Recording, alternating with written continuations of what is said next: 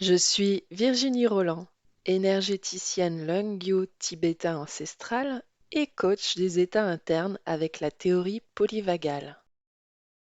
Chaque vendredi, je vous emmène en exploration d'un sujet lumineux pour agir à la source de votre énergie.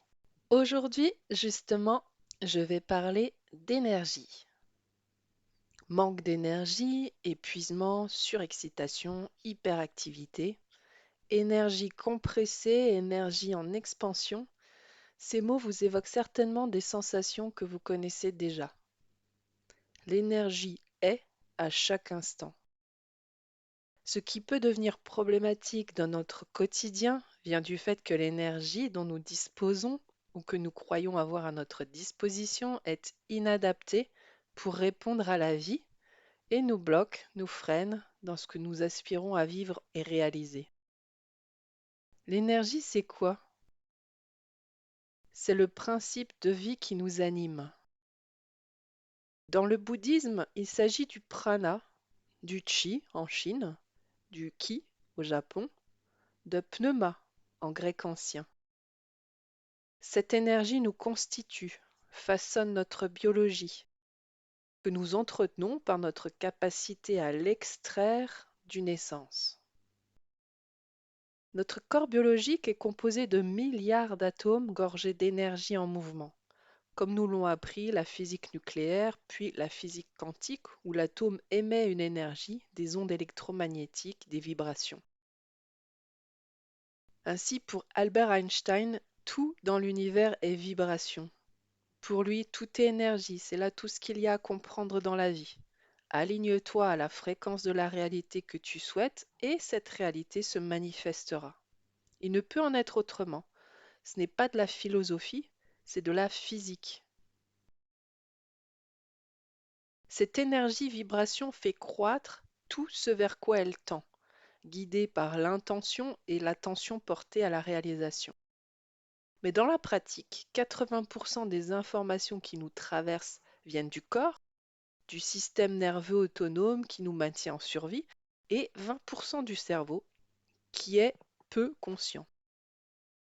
Si la majorité des informations sont une énergie en rétractation, en insécurité, comme l'énergie de vie détournée par un conflit interne, un figement dans les peurs archaïques ou dû à un trauma, alors c'est cette même qualité d'énergie qui va venir à nous, comme aimanté.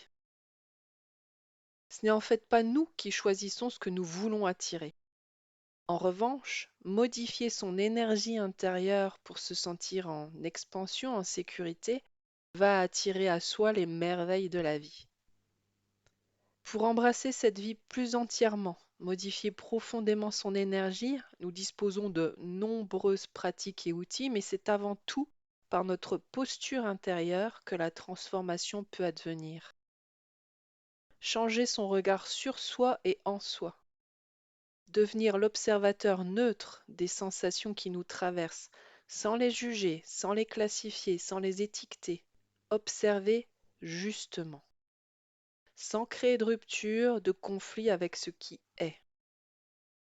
Cette posture procure une circulation plus fluide de l'énergie, une plus grande sécurité intérieure. Car, en tant qu'être biologique, la chimie de notre corps influe sur la qualité de notre énergie et de nos liquides internes qui nous constituent à plus de 80%. Grands influenceurs, les stress et l'alimentation engendrent une production de neurotransmetteurs, toxines, hormones que le corps doit éliminer pour que l'eau de notre corps soit plus claire, nous procure un esprit plus apaisé, des pensées plus alignées, une énergie en phase avec la vibration même de la vie. Merci de m'avoir écouté. Si vous avez aimé ce podcast, favorisez sa diffusion en mettant 5 étoiles et surtout abonnez-vous à la plateforme de diffusion pour suivre gratuitement les prochains épisodes. Élixir de vie, le podcast à la source de votre énergie.